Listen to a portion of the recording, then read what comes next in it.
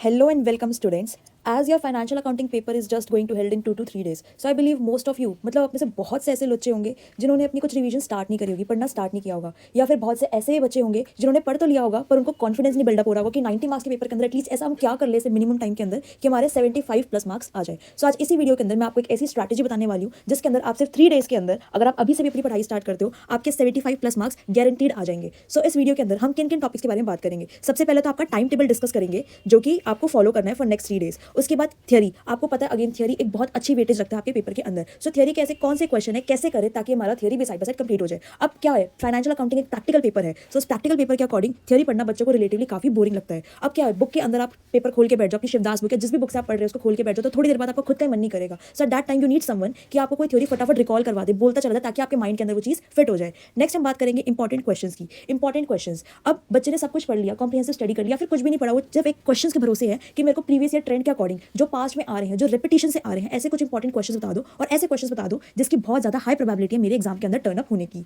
Next accounting standards. As you know, new education policy के according कुछ accounting standards भी add on हुए हैं, जैसे कि AS4, AS5, आपका रेवेन्यू रिकॉग्निशन का, आपका इवेंट्स आफ्टर बैलेंस शीट का। तो ये सारे जो भी अकाउंटिंग स्टैंडर्ड्स हैं वो सबकी एक आपको नोट्स प्रोवाइड कर दिए जाएंगे। क्यों? क्योंकि आप खुद देखिए अकाउंटिंग स्टैंडर्ड्स के कैसे भी क्वेश्चंस बन सकते हैं, कैसा भी क्वेश्चन टर्न अप हो सकता है, पर जब तक अगर आप इसकी कंसेप्चुअल वाइज स्टडी नहीं करते तो आप अकाउंटिंग स्टैंडर्ड्स का क्वेश्चन क्रैक नहीं कर सकते। हाउएवर अगर आपने अकाउंटिंग स्टैंडर्ड का कंसेप्ट क्लियर कर लिया अपना तो क्वेश्चन कैसा भी टर्न अप होकर आ जाए, चाहे प्रैक्टिकल बेस पे आ जाए, केस स्टडी बेस में आ जाए, आप उसको शॉर्ट अटेम्प्ट कर सकते हो। उसके बाद हम बात करेंगे फॉर्मेट्स एंड स्टेप मार्किंग की। देखो अकाउंट्स का पेपर है, इट्स जस्ट कि अगर आपने अपने फॉर्मेट्स भी ठीक करे हैं तब भी आपकी स्टेप मार्किंग उसके अंदर होती है। डेबिट क्रेडिट आपने ठीक जगह से लिखी है, फॉर्मेटिंग ठीक करी है, जहाँ पे जो ट्रेडिंग अकाउंट में या फिर जो ब्रांच अकाउंट्स के अंदर जो चीज़ जहाँ आनी थी अगर आपने उसको वहीं पे प्लेस करा है तो आपकी स्टेप मार्किंग होकर चलती है। सो आप ये मत घबराओ कि आपका आंसर मैच नहीं कर रहा, आपकी बैलेंस शीट मैच नहीं कर रही है। इट्स जस्ट कि अगर आपने अटेम्प्ट ठीक करा है तो आपको उसके अकॉर्डिंग मार्क्स भी पूरे पूरे अलॉट होते हैं। ठीक है। एक बच्चों का मेजर क्वेश्चन आता है चॉइसेस के बीच में कि चैप्टर्स के बीच में चॉइसेस रहेंगी कि नहीं रहेंगी, किस चैप्टर के बीच में रहेगी, क्या इंटरनल चॉइस रहेगी, क्या एक्सटर्नल चॉइस रहेगी। देखो इसकी कोई भी क्लियर कट गाइडलाइंस नहीं है कि चॉइसेस किन चैप्टर्स के बीच में रहेंगी, क्या पता वो चेंज भी हो जाए, क्या पता सेम चैप्टर के अंदर से इंटरनल चॉइसेस भी मिल जाए। तो इसके बारे में भी हम आगे वीडियो के बात करेंगे। फिर बात आती है डाउट सपोर्ट की कि अब हम चाहते हैं कि हम क्वेश्चन की प्रैक्टिस कर रहे हैं, हम अच्छे से अपनी प्रिपरेशन कर रहे हैं, पर हमारे जो भी डाउट्स होते हैं वो ऑन द स्पॉट एक ऐसे लेवल पर क्लियर हो जाए जो कि हमको समझ में भी आ जाए और बहुत रिलेटिवली हमारा जो भी डाउट हम पूछे, क्वेरी हम पूछे, उसका हमें आंसर मिल जाए। लास्ट में बात आती है टेस्ट इवैल्यूएशन की। ये उन बच्चों के लिए जिन्होंने अपनी पूरी पढ़ाई कर ली है, वो चाहते हैं कि मैं एक बार अपने आपको इवैल्यूएट करके देख लूं कि मैं कितने मार्क्स स्कोर कराऊं। तो टेस्ट इवैल्यूएशन की बात हम इस वीडियो के अंदर करेंगे। सो इस वीडियो के अंदर मेजरली हम सारे टॉपिक्स के बारे में डिस्कस करेंगे, कैसे टाइम टेबल रखना है, क्या क्या चीजें फॉलो करनी है, ताकि हम इन 3 दिन के अंदर भी 75 तो कुछ भी नहीं, हम इससे ज्यादा भी स्कोर कर सकते हैं, बिकॉज हम फुल सिलेबस की कवरेज करके चलेंगे बहुत ही मिनिमल टाइम के अंदर स्मार्ट स्टडी करते हुए। देखो कैसे, लेट सपोज आज 5 जनवरी है, आज 5 जनवरी को आप ये वीडियो देख रहे हैं, तो सबसे पहले आपको क्या करना है, अगर आप कल भी देख रहे हैं 6 जनवरी को, तब भी आप ये शेड्यूल फॉलो कर सकते हैं थोड़ी सी एक्स्ट्रा पढ़ाई के साथ। पर अगर मैं सपोज करूँ आज से अपनी पढ़ाई स्टार्ट कर रहे हैं तो सबसे पहले आपको NPO करना है, not for profit organisation. Not for profit organisation आपका 3 से 4 घंटे में हो जाएगा। क्यों? क्योंकि उसके अंदर किस तरीके के क्वेश्चन आते हैं, रिलेटिवली आपका इनकम एंड एक्सपेंडिचर अकाउंट बनाने को आएगा और बैलेंस शीट बनाने को आएगी। अगर आपका रिसिप्ट एंड पेमेंट अकाउंट दे रखा है, या फिर क्वेश्चन टर्न होकर क्या आएगा कि आपको इनकम एंड एक्सपेंडिचर अकाउंट दे रखा है, आपको रिसिप्ट एंड पेमेंट अकाउंट और बैलेंस शीट्स बनानी है। NPO का क्वेश्चन शॉर्ट आपका 18 मार्क्स का आता है। NPO आपने रिलेटिवली 12th क्लास में भी पढ़ा होगा, अगर नहीं भी पढ़ा तो बहुत ईजी चैप्टर है। अगर आप छोड़ के भी गए थे, नहीं भी पढ़ा तो बहुत ही ज्यादा ईजी चैप्टर है। उसके अंदर आपको सिर्फ सब्सक्रिप्शन अकाउंट ध्यान में रखना है कि कैसे बनेगा और सारी एंट्रीज देखनी है। किस चीज की एंट्रीज देखनी है? आउटस्टैंडिंग की एंट्रीज देखनी है। हमें NPO अकाउंट के अंदर आउटस्टैंडिंग की एंट्रीज देखनी है, एडवांस की एंट्रीज देखनी है, सब्सक्रिप्शन अकाउंट कैसे बनेगा उसकी एंट्रीज देखनी है, डोनेशंस के बारे में समझना है कि जर्नल है या स्पेसिफिक है, क्या है। तो ये सारा का सारा एक वीडियो में, कंसेप्ट वीडियो में आप क्लियर कर लेना, राइट। अब उसके बाद सेकंड चीज, सबसे पहला टारगेट क्या, आपको NPO कंप्लीट करना है। NPO कंप्लीट करते 18 मार्क्स आपकी पॉकेट के अंदर। NPO का जो भी क्वेश्चन आता है, बड़ा क्वेश्चन आता है, और उसके अंदर मैंने आपको बता दिया 2 तरीके से आएगा, या तो इनकम एक्सपेंडिचर बनाना होगा या फिर रिसिप्ट एंड पेमेंट बनाना होगा। इनकम एक्सपेंडिचर के हाई चांसेस है कि यही पूछा जाएगा बार बार। ठीक है, इसकी प्रैक्टिस के लिए जो भी क्वेश्चन होंगे पहले कंसेप्ट क्लियर करो और फिर क्वेश्चन करना। सेकंड चीज आपको आज करनी है inventory valuation AS2 inventory valuation आपको करना है। अब मैं आपको एक फन फैक्ट बताती हूँ, क्या चीज है इन्वेंट्री वैल्यूएशन के अंदर, जो आपका स्टोर लेजर है, स्टोर लेजर जिसके अंदर आप LIFO, FIFO, weighted average method निकालते हो परपेचुअल से, पीरियोडिक से, वो स्टोर लेजर जो है आपका, ये लीफो फीफो तो ज्यादा हो गए, मतलब आपको कोई भी 2 दे देंगे, आपको कोई भी 1 दे देगा। ये स्टोर लेजर 2015 से लेकर 2022 तक और इवन 23 में भी रिपीटेड आया, मतलब एक बार भी मिस नहीं हुआ है। और क्या, सिंपल ये क्वेश्चन। उसके बाद इन्वेंट्री वैल्यूएशन में एक आपको इसको शॉर्ट फोकस करके जाना है। सेकंड आपको फोकस करना है वैल्यूएशन ऑफ स्टॉक के ऊपर, वैल्यूएशन ऑफ क्लोजिंग स्टॉक के ऊपर, कैसे कॉस्ट और एनआरवी व्हिचएवर इज लोअर। हमें किस बात का ध्यान रखना है उसके अंदर कि एग्रीगेट नहीं देखना, इंडिविजुअल देखना है। तो मेनली मैं ये अप्रॉक्स करके चल रही हूँ कि आपका 2 घंटे के अंदर इन्वेंट्री वैल्यूएशन बहुत अच्छे तरीके से हो जाएगा। क्या करना है आपको, ये तीनों मेथड्स की एक बार प्रैक्टिस कर लेंगे, एक बार वैल्यूएशन ऑफ स्टॉक के क्वेश्चंस देखने हैं। ठीक है, 2 घंटे में हो जाएगा। 6 to 8 मार्क्स का मिनिमम आता ही आता है हर अटेम्प्ट के अंदर। क्या 6 to 8 मार्क्स आपके यहाँ पे हो गए।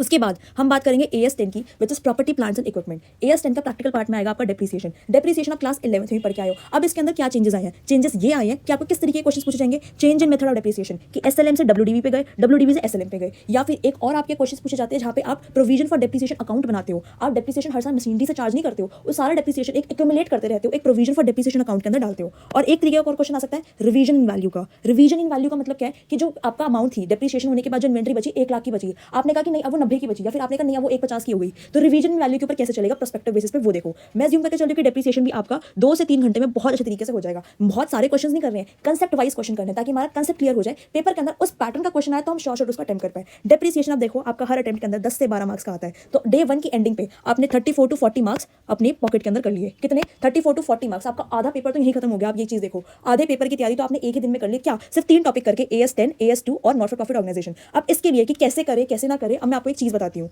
आप फाइनेंशियल अकाउंटिंग अगर कोर्स पर आते हो, फाइनेंशियल अकाउंटिंग का कोर्स में सबसे पहले आपको दिखेगा इंपॉर्टेंट क्वेश्चंस लिस्ट। आप इंपॉर्टेंट क्वेश्चंस लिस्ट पे गए, आप इसके कंटेंट सेक्शन में आ जाओ। कंटेंट सेक्शन में आने के बाद आप बीकॉम ऑनर्स के हो, बीकॉम ऑनर्स पे जाना, प्रोग्राम के हो, प्रोग्राम पे जाना। अब मैंने आपको क्या बोला? AS2 आपको सबसे पहले इन्वेंट्री खत्म करनी है और ये स्टडी मटेरियल्स का स्टडी करना है। इन्वेंट्री खत्म करने के बाद आपको क्या करना है? डेप्रिसिएशन करना है, विच इज AS10 डेप्रिसिएशन। जो मैंने आपको 3 बताए थे, 3 किस तरीके से क्वेश्चन आ सकते हैं वही क्वेश्चन करवाए मैंने आपको जो टाइम लिमिट बताई थी 3 से 4 घंटे की। इसके अंदर क्या है कि आपके क्वेश्चन भी कवर हो जाएंगे, मैंने आपको साथ साथ लिखवाया है ताकि आपका रिवीजन भी साथ साथ हो जाए। जिन बच्चों ने सिर्फ क्वेश्चन देखते हैं उनका कुछ नहीं हो पाएगा। क्यों? क्योंकि अल्टीमेटली एग्जाम के अंदर वो भूल जाएंगे कि कहाँ पे क्या था। पर अगर क्वेश्चन टीचर करा रही है और उसके साथ साथ ही आप कर रहे हो तो आप उस पेपर को, उस चीज को बहुत अच्छे से ध्यान में रख पाओगे, कहाँ चीज कौन सी चीज कहाँ पे प्लेस थी। ठीक है, हमने AS10 कर लिया, हमने AS2 कर लिया। उसके बाद हमें आना है NPO के ऊपर। NPO रिलेटेडली थोड़ा सा बड़ा चैप्टर है, पर इसके अंदर मार्क्स भी बहुत स्कोरिंग है। कुछ नहीं करना, कंसेप्ट की वीडियो देखनी है, उसके बाद एक एक क्वेश्चन लगा देना इनकम एक्सपेंडिचर का, रिसिप्ट पेमेंट का, सब्सक्रिप्शन अकाउंट बनाने का। ठीक है, यहाँ तक का डे 1 का हमारा क्लियर हो गया, हमारे 3 चैप्टर्स क्लियर हो गए, हमारे 35 से 40 मार्क्स भी सिक्योर हो गए। अब उसके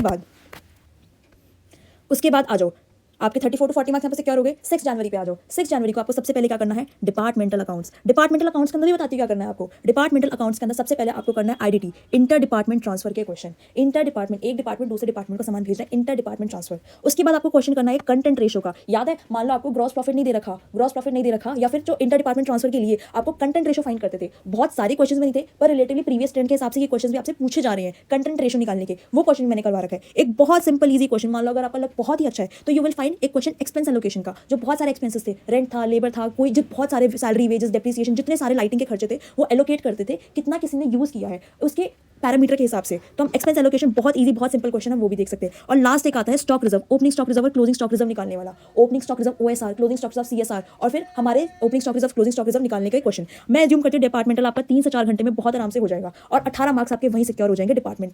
ठीक है, उसके बाद डे के सेकंड हाफ में आपको क्या करना है? सेकंड हाफ में आपको आ जाना है थ्योरी के ऊपर। थ्योरी पहले 5 चैप्टर्स की थ्योरी। अब थ्योरी में सबसे ज्यादा बच्चा दिक्कत करता है। दिक्कत किस चीज की? थ्योरी खोलते ही समझ नहीं आता सब कुछ है, पर ऐसा चलता है कि कोई फटाफट रिकॉल करा दे। शिवदास बुक खोले और शिवदास बुक का एक एक क्वेश्चन कोई फटाफट बोल दे, समझा दे, ताकि हमारे दिमाग में छप जाए, हमें खुद को पढ़ना ना पड़े और हमारे दिमाग में ऐसे प्रिंट हो जाए कि एग्जाम में क्वेश्चन देखते हम बस लिख दे। अब थ्योरी के अंदर आप एक चीज देखो, मेजरली क्वेश्चन जो होते हैं वो चेंज नहीं होते हैं, रिपीटेड क्वेश्चन आते हैं। थ्योरी का क्वेश्चन है, कोई पूछ रहा है कि इंड AS या AS2 क्या होता है, तो वो यही रहेगा, बुक में भी यही रहेगा, घुमा के कैसे पूछ लेगा, डिफरेंस पूछ लेगा, मीनिंग पूछ लेगा।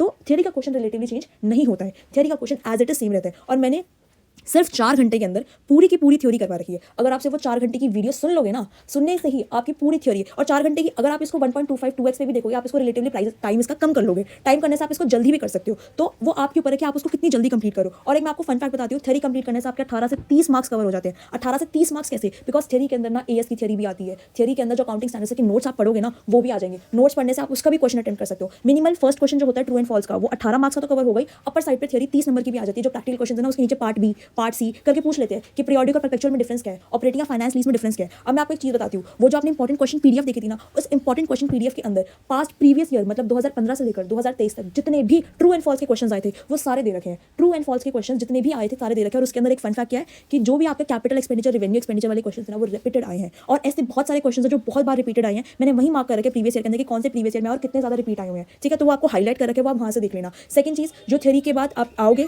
आपका डे एंड होगा, आप रियलाइज करोगे आपके 36 मार्क्स यहाँ पे कवर हो गए। आपने आज सेकंड डे में क्या किया? सिर्फ डिपार्टमेंट किया और सिर्फ थ्योरी के चैप्टर्स किए। 36 मार्क्स आपके वहाँ पे क्लियर हो गए। तो 2 दिन के अंदर आपने 70 से 75 नंबर की पूरी तैयारी कर ली। और ऐसे नहीं हवा में, बिल्कुल अच्छे तरीके से क्वेश्चन सॉल्व करके अपने आपको एक टाइम मैनेजमेंट में डाल के। अब एक चीज और, आप क्वेश्चन सॉल्व करोगे, आप करोगे अपनी प्रैक्टिस, तो ऐसा बहुत बार होगा कि आपके डाउट्स अटक जाएंगे। अपने फ्रेंड से पूछोगे, वो मे भी आपको जल्दी जवाब दे दे या फिर वो जवाब ना दे पाए, तो उसके लिए आपको उसकी भी टेंशन नहीं लेनी है। आप चैट सेक्शन के अंदर डाउट डालो, अपना क्वेश्चन डालो अपना, और आपको हर टाइम उसका जवाब मिलेगा। जैसे ही वो सॉल्व होएगा, जैसे ही आप डाउट डालोगे, उसके मिनिमल टाइम के अंदर आपको उसका रिवर्ट बैक मिल जाएगा। आप समझ जाओगे चार्ट से, इट्स ओके। नहीं समझ पाओगे, आपको कॉल भी अटेंड करवा दी जाएगी ताकि आपका वो जो डाउट है वो क्लियर हो जाए, ताकि सेम मिस्टेक अगर आप वो कर रहे हो या कोई चीज़ आप समझ नहीं पा रहे हो तो वो एग्जाम के अंदर आपको हार्म ना करे। ठीक है, यहाँ पे हमने डाउट की बात भी कर ली कि डाउट भी दिल दिया जाए। अब उसके बाद हम आते हैं 7 जनवरी पे, आपके एग्जाम से एक दिन पहले का दिन। उस दिन आपको क्या करना है? उस दिन आपको फिर से अपने अकाउंटिंग स्टैंडर्ड्स के जो नोट्स हैं ना उनको रिवाइज करना है। देखो मैं आपको बार बार कह रही हूँ, एएस के क्वेश्चन आप सिर्फ देख लो ऊपर से, उसके नोट्स बाय हार्ट, उसका कंसेप्ट बाय हार्ट याद करो। बिकॉज न्यू एजुकेशन पॉलिसी के हिसाब से आपके जो क्वेश्चन है एएस के वो जरूरी नहीं है कि बिल्कुल सेम आए, पर अगर आपका कंसेप्ट क्लियर है ना, आपको पता है कि एएस 4 में event after balance sheet date पे क्या होता है, कैसे ट्रीट किया जाता है, नेट प्रॉफिट को कैसे ट्रीट किया जाता है, रेवेन्यू रिकॉग्निशन के क्या 3 कंडीशंस हैं, अगर आपको वो क्लियर है ना, आप सारा का सारा पेपर अटेम्प्ट कर सकते हो एएस से रिलेटेड जो होगा। समझ रहे मेरी बात? और उसके अंदर मैंने आपको एक्सप्लेन भी कर रखा है एएस के क्वेश्चन को आपको अटेम्प्ट कैसे करना है। एएस के क्वेश्चन को अटेम्प्ट करने का तरीका क्या है कि आपको सबसे पहले उसकी जो प्रोविजन है वो एक्सप्लेन करने होते हैं, फिर उसके बाद आपने प्रोविजन एक्सप्लेन किया, आपने क्वेश्चन रिपीट करना होता है, अपना कंक्लूजन देना होता है। आपको मैंने समझा भी रखा है कि क्वेश्चन अटेम्प्ट कैसे करना है उसके अंदर। फिर आप आ जाओ हॉट इंपॉर्टेंट क्वेश्चंस पे। जो मैंने आपको पीडीएफ दिखाई थी ना, वो पीडीएफ ऐसे ही नहीं बनाई है, वो पीडीएफ काफी ज्यादा एनालिसिस करने के बाद बनाई है, और उसके अंदर आपके जितने प्रीवियस ईयर के रिपीटेड क्वेश्चन आ रहे हैं ना बार बार, जिसकी हाई प्रोबेबिलिटी है कि एग्जाम के अंदर सेम डिजिट चेंज करके टर्न हो जाएंगे, वो सारे क्वेश्चन डाल रखे हैं। इवन ईयर भी मेंशन कर रखा है उसका कि इस ईयर के अंदर आया, फिर इस ईयर के अंदर आया, फिर इस ईयर आया। तो सेम काइंड ऑफ क्वेश्चन की एक लिस्ट बना रखी है जो कि बार बार आ रहे हैं। अब बच्चे को बार बार कंफ्यूज होगा कि मैं कहाँ से फाइंड करूँ, शिवदास से ये देखूँ, फिर कब आया, फिर कब आया। आपको एक डेडिकेटेड लिस्ट ही दे दी कि उसके अंदर से आप देख लो कि ये क्वेश्चन ये पेपर का कितनी बार आया है। ठीक है, 7 जनवरी का ये काम होगा यहाँ पे। अब उसके बाद 7 जनवरी में आपको सेकंड चीज, आपके पास टाइम बचता है, आपको सेकंड चीज आपने 2 टॉपिक्स उठाने हैं, ब्रांच अकाउंटिंग और लीज अकाउंटिंग। कौन से 2 टॉपिक्स उठाने हैं? ब्रांच और लीज। ब्रांच अगर बच्चों को डिफिकल्ट लग रहा है, समझ नहीं आ रहा कि कैसे करना है, तो उसके लिए क्या फैक्ट है, अगर ब्रांच आपको समझ नहीं आ रहा तो एक जो कंसेप्ट वीडियो है ना मेरी ब्रांच की, सिर्फ वो देख लो। ब्रांच की क्या देख लो? सिर्फ कॉन्सेप्ट वाली वीडियो देख लो। कंसेप्ट वीडियो देखने के बाद आप अपने दोनों फॉर्मेट से क्लियर हो जाओगे कि ये दोनों फॉर्मेट्स है, दोनों फॉर्मेट से क्लियर हो जाओगे कि ये फॉर्मेट्स है, ऐसे ऐसे अकाउंट्स बनेंगे, ऐसे ऐसे एडजस्टमेंट अकाउंट बनेगा, स्टॉक अकाउंट बनेगा, डेटर का अकाउंट बनेगा, सारे अकाउंट्स आपके क्लियर हो जाएंगे। मेथड आप समझ जाओगे कि 2 मेथड है, stock and debtor method and debtor method, तो दोनों मेथड्स आपके क्लियर हो जाएंगे। ब्रांच का क्वेश्चन अगर आपको ट्रिकी भी लगता है ना, सिर्फ उसका कंसेप्ट और फॉर्मेट करके चले जाओ। कंसेप्ट और फॉर्मेट करने से आप कुछ तो एडजस्टमेंट कर पाओगे। रिलेटिवली क्या होता है, पेपर के अंदर सिर्फ एक ही एडजस्टमेंट या एक आधी एडजस्टमेंट होती है जो कि पेपर को ट्रिकी बनाती है। हमें उसके पीछे अपना टाइम वेस्ट नहीं करना है। हमें जो बेसिक कंसेप्ट है ना, अगर हम उतना से भी उसको अटेम्प्ट करके आते हैं, बेशक हमारा आंसर ही मैच नहीं कर रहा, कुछ भी मैच नहीं कर रहा, पर स्टिल अगर हम सिर्फ अपने कंसेप्ट से उसकी प्लेसिंग ठीक करके आते हैं कि कौन सी चीज कहाँ पे आएगी, गुड सेंट टू ब्रांच कहाँ पे आएगा, good sent branch to HO कहाँ पे आएगा, नॉर्मल लॉस एबनॉर्मल लॉस, अगर ये कंसेप्ट क्लियर है ना कि कब कौन सा लगेगा, तब आपको दिक्कत नहीं होगी। ठीक है, आप स्टेप मार्किंग के अंदर भी, अपने फॉर्मेट्स के अंदर भी उसके बहुत अच्छे मार्क्स स्कोर कर सकते हो। मान लो आपका 18 नंबर का क्वेश्चन, आपका आंसर मैच नहीं कर रहा, कितने मिलेंगे आपको? 16। अगर आपका आंसर मैच नहीं कर रहा और आपके ऊपर की चीजें भी खराब है, अगर आपने कोई एडजस्टमेंट नहीं करी उसके अंदर, कितने मिलेंगे? 14। स्टेप मार्किंग के नंबर भी मिलते हैं। आप खुद बताओ, एक चीज छोड़ के जाने से इट्स बेटर कि उसका सिर्फ कंसेप्ट रिवाइज करके चले जाओ। अगर नहीं आती है, जिनको आती है वेल एंड गुड, वो प्रैक्टिस करें। ठीक है, नेक्स्ट फिर बात आती है आपकी लीज अकाउंटिंग की। लीज अकाउंटिंग के अंदर आपको क्या क्या जरूर से ध्यान करके जाना है? सबसे पहले आपको करनी है journal entries in the books of lessor, journal entries in the books of lessee. उसके बाद आपको क्या करना है, मिनिमम लीज पेमेंट कैसे कैलकुलेट करते हैं, और लास्ट आपको फाइनेंस इनकम जो डिस्काउंटिंग करके निकालते थे ना, प्रीवियस ईयर के जितनी भी मतलब डिस्काउंटिंग करके जो निकालते थे, फ्यूचर ईयर को आज के ईयर पे लेकर आते थे, डिस्काउंट करते थे, तो वो आपको करनी है। ठीक है, लीज के अंदर आपको टाइम बचा तो ये चीज करना। अगर आप ये चीज कर लेते हो तो आपके जो क्वेश्चन चॉइसेस के अंदर आने हैं ना, वो भी हो जाएंगे। जो क्वेश्चन आपके चॉइस के अंदर आने हैं ना, आपके वो क्वेश्चन भी हो जाएंगे। देखो अब उसके बाद जो भी टेस्ट वगैरह अगर आप देना चाहते हो, आपका 7 तारीख को 7 जनवरी को ये सारा काम हो जाएगा। उसके बाद अगर आप टेस्ट देना चाहते हो तो दैट इज ऑप्शनल, आपकी चॉइस के ऊपर है। आप कहोगे मैम मुझे टेस्ट देना है, तो आपको टेस्ट भी प्रोवाइड करा जाएगा। टेस्ट को बाकायदा इवैल्यूएट करके, चेक करके, आपके मार्क्स अलॉट करके आपको दिया जाएगा कि आप कहाँ पे स्टैंड कर रहे हो। आपके टेस्ट को चेक करके, इवैल्यूएट करके मार्क्स दिए जाएंगे आपको कि आपके 90 में से कितने मार्क्स आ रहे हैं। So that is for the students जो कि इनकी तैयारी बहुत अच्छी हो रही है, वो कहते हैं कि मैम हमें टेस्ट देना है, हमको आप टेस्ट बना के दीजिए, हमारा टेस्ट चेक करिए। ठीक है, तो इतनी सारी तैयारी करने के बाद क्या लगता है आपको कि आप 90 में से 80 to 85 मार्क्स स्कोर नहीं कर सकते? बिकॉज देखो हमने छोड़ा ही क्या, हमने इस पूरी चीज़ के अंदर 34 to 40 मार्क्स हमारे डे 1 में क्लियर हो गए, उसके बाद 36 मार्क्स हमारे डे 2 में क्लियर हो गए। 2 दिन के अंदर हमने 70 से 75 नंबर की तैयारी कर ली, और वो भी अच्छे तरीके से क्वेश्चन सॉल्व करके। अब वो करना कैसे है? जिन बच्चे बिल्कुल डेडिकेटेड है कि मुझे ऐसे ही करना है, मैम आपने बिल्कुल सही टाइम टेबल बताया है, मैं ऐसे ही फॉलो करूंगा और ऐसे ही पूरे मार्क्स स्कोर कर लूंगा, तो उनके लिए मैं बता देती हूँ कि उनको करना कैसे है। सबसे पहले अगर वो कोर्स पर आते हैं, ठीक है, एनपीओ का उन्होंने देख लिया, फर्स्ट डे में एनपीओ कर लेना है। उसके बाद सारी चीजें, सारे एएस जो है आपको वीडियो देखनी है, बहुत बड़ी वीडियो नहीं है, छोटी छोटी वीडियो दे रखी है, इसमें पूरा कंसेप्ट समझा रखा है। वीडियो देखनी है, स्टडी मटेरियल के जो नोट्स है उनको रिवाइज कर लेना है, वीडियो देखनी है, नोट्स रिवाइज कर लेना है। ऐसे रेवेन्यू रिकॉग्निशन पे वीडियो देखनी है, नोट्स रिवाइज कर लेना है। आपने सारा काम कर लिया, आपने अकाउंटिंग सारी चीजें, एएस वगैरह सारी चीजें देख ली, ब्रांच देख ली। अब देखो ब्रांच, अगर आपको ब्रांच आता है वेल एंड गुड, नहीं आता तो पहली 2 वीडियोस कंसेप्ट क्या वो देख लो, पहली 2 वीडियोस कंसेप्ट की जो है ब्रांच की, आप वो देख लो। ब्रांच का कंसेप्ट भी आपका क्लियर हो जाएगा ऐसे। ठीक है, मान लो अगर कोई और भी चैप्टर जिसमें आपको दिक्कत हो रही है, तो वो चैप्टर्स की आप कंसेप्ट की वीडियोस पक्का करके जाना। ठीक है, थ्योरी का मैंने आपको बता ही दिया कि थ्योरी आपकी हो जाएगी। उसके बाद इंपॉर्टेंट क्वेश्चंस की लिस्ट आपको जरूर से करनी है। अभी जो बिजनेस लॉ की लिस्ट थी, बिजनेस लॉ की जो लिस्ट थी उसके अंदर मैक्सिमम क्वेश्चन, जो बीकॉम प्रोग्राम का बच्चा था उससे आप पूछना, मैक्सिमम क्वेश्चन उसके वहीं आ गए। तो इंपॉर्टेंट क्वेश्चन लिस्ट कैसे बनती है? प्रीवियस ईयर के सारे क्वेश्चन को एनालाइज करके, चैप्टर्स की वेटेज अलॉट करके, जो क्वेश्चन बार बार रिपीट हो रहा है, डिजिट चेंज हो रही है, थोड़ी बहुत एडजस्टमेंट चेंज हो रही है, वो क्वेश्चन वहाँ पे पुट किया जाता है। जो क्वेश्चन बार बार चेंज हो रहा है उसका एक कॉम्प्रिहेंसिव क्वेश्चन किया जाता है, ताकि सारे पॉइंट्स वहाँ पे क्लियर हो जाए। समझ में आ गया कैसे चलता है, कैसे होता है?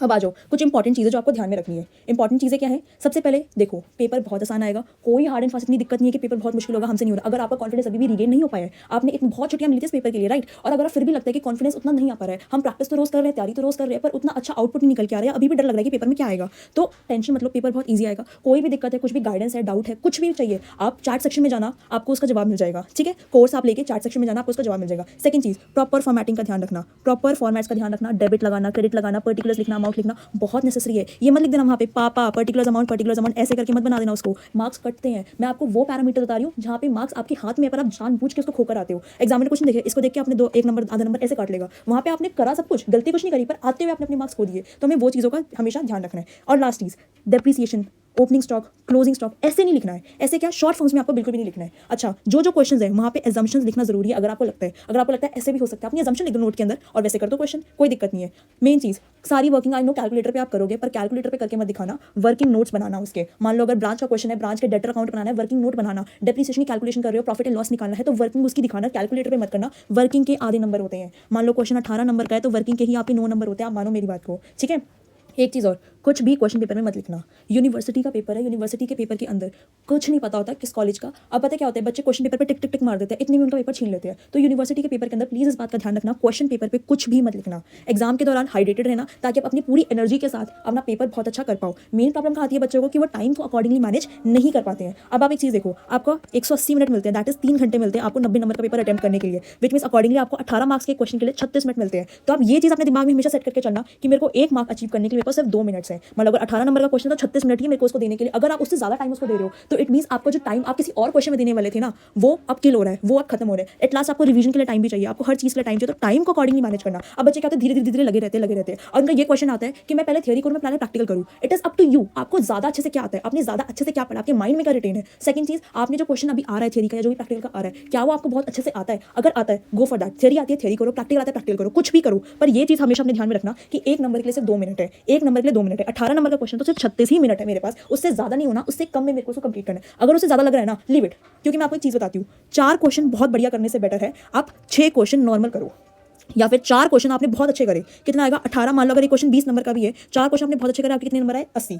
वही अगर आप 5 क्वेश्चन करते हो, एवरेज करते हो, 5 क्वेश्चन अगर आप कर रहे हो और एवरेज कर रहे हो, तो 18 90, समझ रहे हो। 5 क्वेश्चन एवरेज करें, 18 नंबर मिले हमें, 5 क्वेश्चन के तो हमें 90 नंबर मिलेंगे। पर अगर हमने 4 क्वेश्चन करे बहुत अच्छे करे, तो हमें सिर्फ 80 मिलेंगे। तो इसलिए बेटर है ज़्यादा क्वेश्चन करना, पेपर छोड़ के मत आना, ठीक है। कम लिख लेना, टाइम मैनेज अकॉर्डिंगली करना। कम भी क्यों लिखना, टाइम इसका अकॉर्डिंग मैनेज करना कि सब कुछ अटेम्प्ट हो जाए। So all the very best for exams. अगर आपको कोई भी डाउट है तो आप पूछ सकते हो। लास्ट बार मैं आपको एक बार दिखा देती हूँ, अगर आपको कुछ भी दिक्कत वगैरह हो, आप इस कोर्स के अंदर देख लेना, ठीक है। कोर्स के अंदर आपको सारी चीज़ें प्रोवाइड कर दी जाएगी, पूरा डाउट सपोर्ट मिलेगा, हर एक चीज़ आपको प्रोवाइड करी जाएगी एग्जाम तक, ठीक है। जिस भी चीज़ की आप रिक्वायरमेंट फेस करोगे। उसके बाद इन केस अगर आप बीकॉम ऑनर्स के हैं, बीकॉम ऑनर्स के बाद अगर आपका बिजनेस लॉ का ही पेपर आने वाला है, तो आप इसका कॉम्बो देख लेना। बिजनेस लॉ का पेपर जब अगर आप आएगा तो इसका आप कॉम्बो देख लेना, that will be more like feasible to you. अभी जो कॉम्बो है तो इसके ऊपर आप देख लेना, जो भी कूपन कोड उस टाइम पे अवेलेबल होगा, आप कूपन कोड लगा के इस कॉम्बो को देख लेना, ठीक है।